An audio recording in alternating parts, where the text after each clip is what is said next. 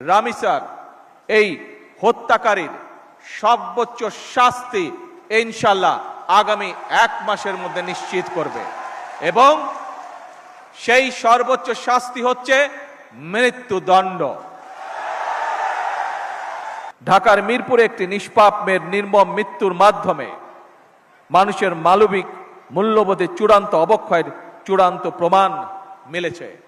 শিশু নির্যাতন বা নারী নির্যাতন বর্তমান সরকার কোনোভাবেই মেনে নিবে না।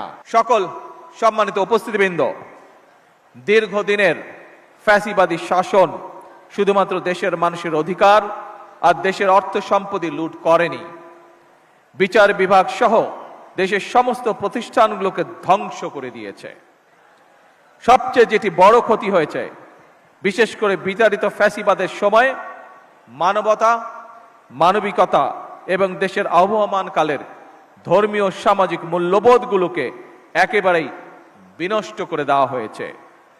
ঢাকার মিরপুরে একটি নিষ্পাপ মেয়ের নির্মম মৃত্যুর মাধ্যমে মানুষের মানবিক মূল্যবোধের চূড়ান্ত অবক্ষয়ের চূড়ান্ত প্রমাণ মিলেছে।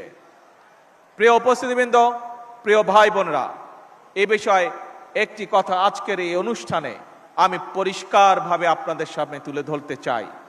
এই ধরনের শিশু নির্যাতন বা নারী নির্যাতন বর্তমান সরকার কোনোভাবেই মেনে